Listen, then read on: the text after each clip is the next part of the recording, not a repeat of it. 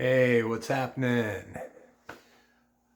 I've got a interesting video this time. This is going to be a series of videos called Cool Guitars, kind of some oddball guitars, Gibsons and Epiphones mostly. This episode's going to feature this beauty. This is an Epiphone SG that is made out of Korina. Check that out. But first, I was thinking maybe this channel should have a theme song. So how about something like this? When you're looking for crap about guitars, check out Guitar Crap. What do you think of that? Anyway, I don't know if I'll be keeping that, but one more time. If you're looking for crap about guitars, check out Guitar Crap. Maybe? No? Leave a comment. Let me know. Anyway, okay, so let's talk about this guitar here. This is an Epiphone. You're going to find out as this series goes on that I have a lot of Epiphones. I actually really like Epiphones. I like poly finish. I do have some Gibsons. I've had other Gibsons in the past, but I just like poly finish. It's just a personal preference. But this one's kind of a rare one. Let me get it up to where you can see this thing. Look at that. We'll go over some of the pros and cons with this thing. This is an older Epiphone. They haven't made SGs in Korina since the 90s. And according to the serial number on the back of the headstock, this was made in 1999. And yeah, just going to say it should be Korean. It is Korean. It has gold hardware, no neck binding, and the Kluson style Epiphone tuners. These have the little Epiphone logo on them. But it's a solid, looks to me like it's a solid piece of Korina. It could be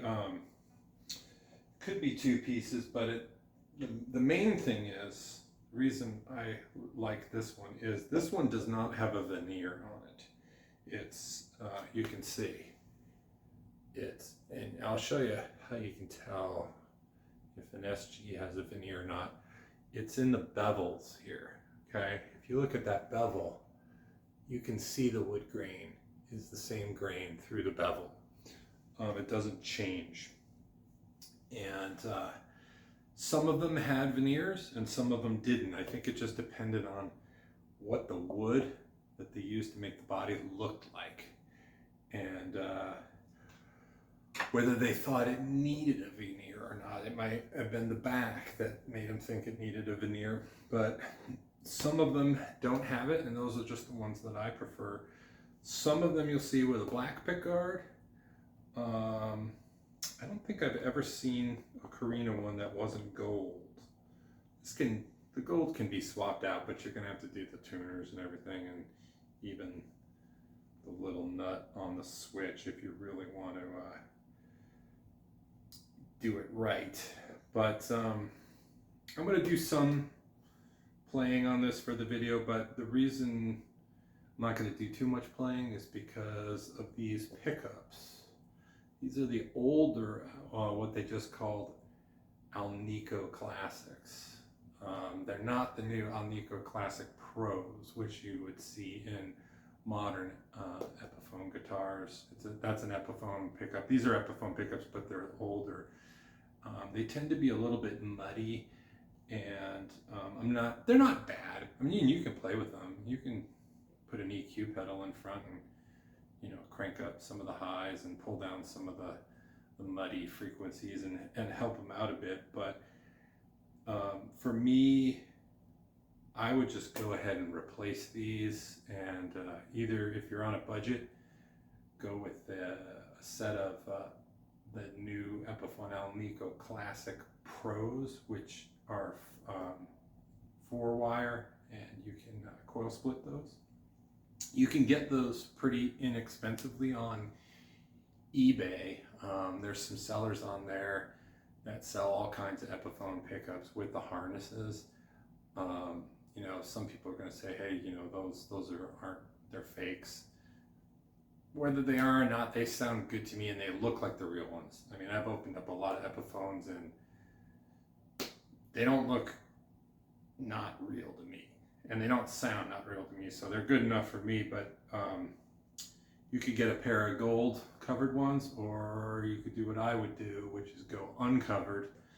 That gives it a little more clarity. But as far as what I would do in this guitar is I would put a pair of classic Gibson Classic 57 Classics in there.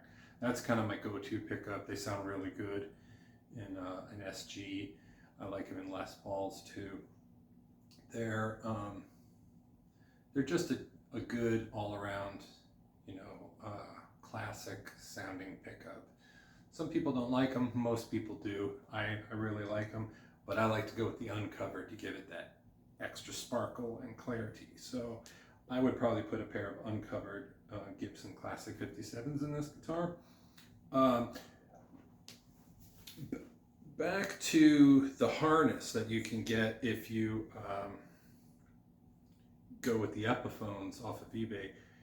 You want the ones with the quick plug, where the pickups have the plug, and then the harness you plug into the push-pull pot, because then you don't have to do as much soldering. In fact, I don't think you really have to do any soldering now that I'm thinking about it. Maybe the ground wire.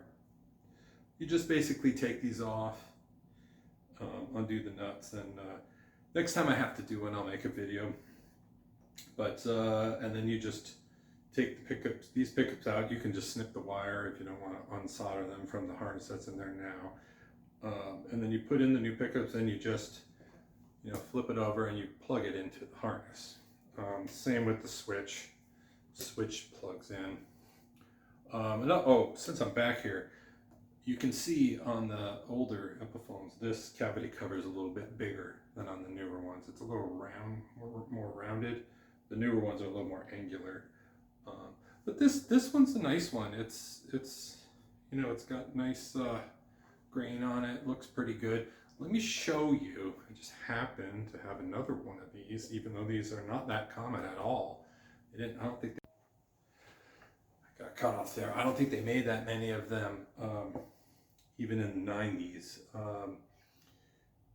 But this is what they look like with the veneer. See the difference? Let me show you. See, that's what I'm saying about the bevel. You can see where that veneer is, and then when they beveled it, they bevel into the wood that's underneath it. Same thing with the back. So you've got that edge. Probably when this was, I'm assuming this was all flat at one time, they put the veneer on it and then they do the shaping. That kind of seems like how it works. This one I got for a friend, and I was going to do some work on it and get it up to speed for him, but it when it came in, it's really banged up. I don't know if you can see it, but there's a lot of, it's almost like someone was doing the Pete Townsend Woodstock thing with it.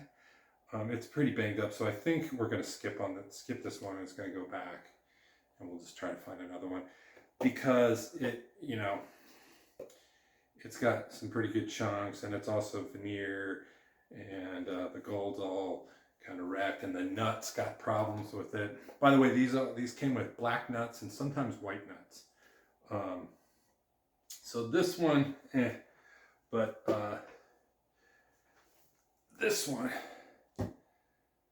nicer. This one's more of a keeper. So anyway, to get back to Korina wood. Korina wood it's got a cool tone to it.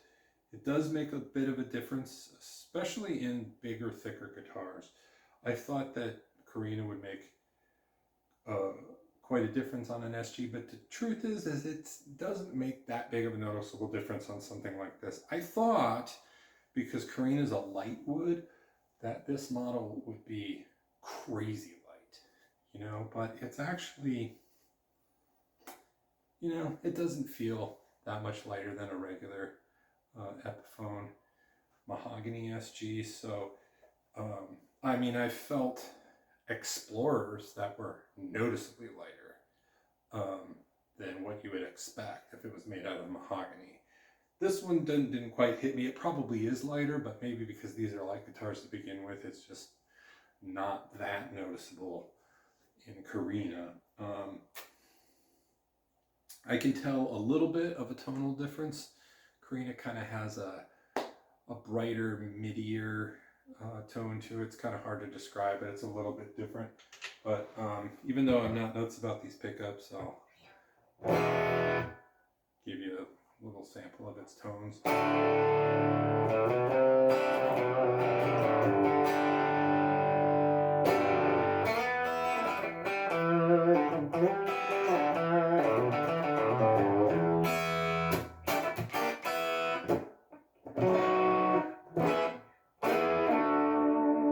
That's the bridge. Here's some neck.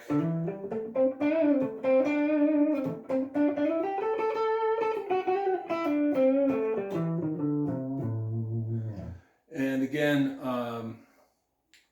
these older pickups I think are a little muddy, and they also don't have the coil tapping. So if you switch to the newer modern day Alnico Classic Pros, which are based on the Gibson 57 Classics, they're pretty close. They're not perfectly there, but they're pretty close. You'll get the coil tapping if you use that harness that I was mentioning.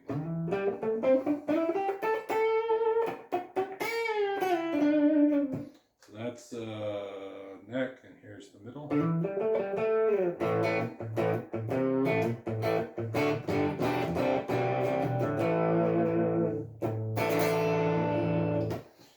Clean it up a little bit. I guess I'll clean it up. I'll clean it up with volume.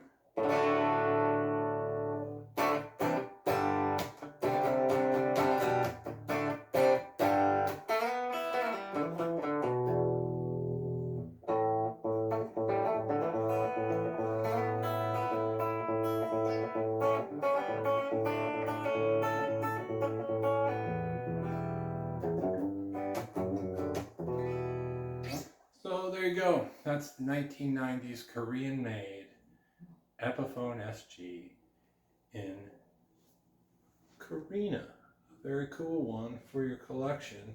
These can be had. They vary. Some people put pretty high prices on these. I've seen them as high as $800-900. If you're lucky, you can get one for $500. But it's a cool guitar. But if you're looking for it to be ridiculously light, it's not that light. It's kind of a normal weight. So anywho, oh, let me do the outro. So that's the end of this episode of Cool Guitars.